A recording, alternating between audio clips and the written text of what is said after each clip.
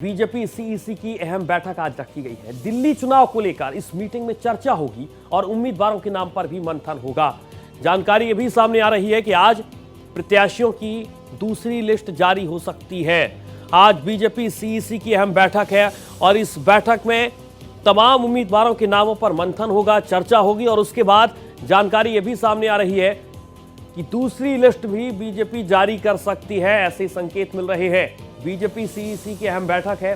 दिल्ली चुनाव को लेकर इस मीटिंग में चर्चा होगी और इस चर्चा के बाद दूसरी लिस्ट का ऐलान हो सकता है। बीजेपी सीईसी की अहम बैठक है और इस बैठक के बाद जानकारी ये सामने आ रही है कि जल्द ही बीजेपी की दूसरी लिस्ट सामने आ सकती है। उम्मीदवारों के नाम पर इस बैठक में मंथन होगा, चर्चा होगी और उसके बाद फाइनल लिस्ट तैयार होगी। Final list Bharatiya Janata party जल्द जारी कर सकती है। उम्मीदवारों की दूसरी सूची जल्द जारी हो सकती है। दिल्ली चुनाव को लेकर इस मीटिंग में चर्चा होनी है। और सीधे चलेंगे अपने संवाददाता मोहित शुक्ला का रुख करेंगे। मोहित, क्या जानकारी है आपके पास इस बैठक को लेकर? सीईसी की बैठक में क्या फाइनल मोहर लग जाएगी और फाइनल मोहर के बाद बहुत जल्द आज लिस्ट आने की संभावना है? देखिए सूर्य, आपको बताना चाहूंगा कि दिल्ली में चुनावी बिगुल बज चुका है और इस चुनावी महासमर में तमाम राजनीतिक पार्टियां उतरी हैं। और आप ये मान लीजिए कि आम आदमी पार्टी हो, कांग्रेस हो या दूसरी पार्टियां हो, चाहे निर्दलीय प्रत्याशी हो, सभी ने अपने प्रत्याशियों की सूची जारी कर दी है। और भारतीय जनता पार्टी ने भी अभी तक 29 उम्मीदवारों की लिस्ट जारी कर दी है। 41 उम्मीदवार अभी भी शेष है जिनकी दावेदारी शेष है। यही वजह है कि आज केंद्रीय चुनाव समिति की बड़ी बैठक होने वाली है। और आपको पता होगा कि कल जेपी नड्डा ने दिल्ली प्रदेश कार्यालय में संगठनात्मक बैठकें ली थी, लोगों से पूरा फीडबैक लिया, पार्टी के कार्यकर्ताओं से जाना कि आखिरकार अलग अलग समितियां क्या काम कर रही हैं, उनका फीडबैक क्या है। और आज उसके बाद केंद्रीय चुनाव समिति की मीटिंग है और यह मीटिंग इतनी इंपॉर्टेंट है। और इसके बाद 41 जो बची हुई उम्मीदवार हैं उनकी लिस्ट भी जल्द ही आ सकती है। यही वजह है कि केंद्रीय चुनाव समिति की बैठक को लेकर तमाम तरीके के कयास लगाए जा रहे हैं, लेकिन सारे चीजों को कयासों पर विराम लगाते हुए आज ये बैठक हो रही है और शाम लगभग 5:30 से 6 के बीच में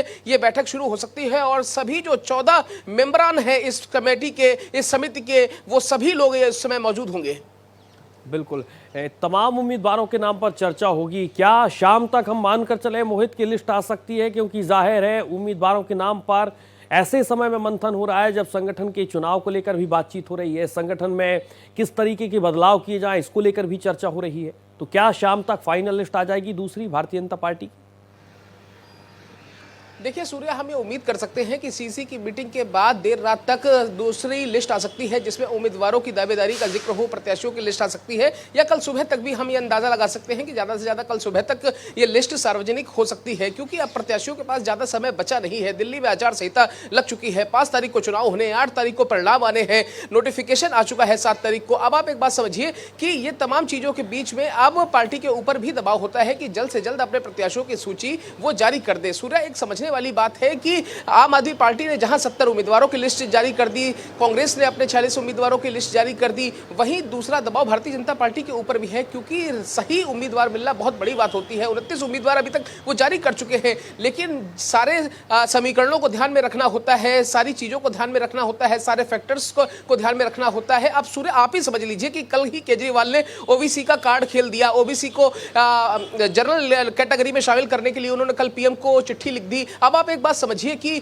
जाट जो समुदाय है वो ओबीसी वर्ग में, अलग अलग प्रदेशों में ओबीसी वर्ग में आता है, लेकिन दिल्ली में उसे ओबीसी का दर्जा नहीं मिला, कल इसीलिए लेटर लिखा गया। तो आप एक बात समझिए कि दिल्ली से कम से कम 10 सीटें ऐसी हैं जहां पर वो जाट बाहुल्य क्षेत्र है, जाट बाहुल्य सीटें हैं। यही वजह है, तो ये भी समीकरण बीजेपी को ध्यान में रखने होंगे कि जाट समुदाय को कितना प्रतिनिधित्व दिया जाए, गुर्जर समुदाय को कितना प्रतिनिधित्व दिया जाए, ब्राह्मण वर्ग के कितने चेहरे उतारे जाए, इसी तरीके से बनिया वर्ग में कितनी सीटें बिल्कुल तमाम अलग अलग तरीके के समीकरणों को ध्यान में रखकर भारतीय जनता पार्टी रणनीति बनाने में जुटी हुई है और इस बैठक पर लगातार आपकी नजर बनी रहेगी, ऐसी हम आशा करते हैं मोहित। और तमाम अलग अलग तरीके से पूरी रणनीति बनाने की भारतीय जनता पार्टी कोशिश कर रही है। बहुत शुक्रिया आपका तमाम जानकारी के लिए।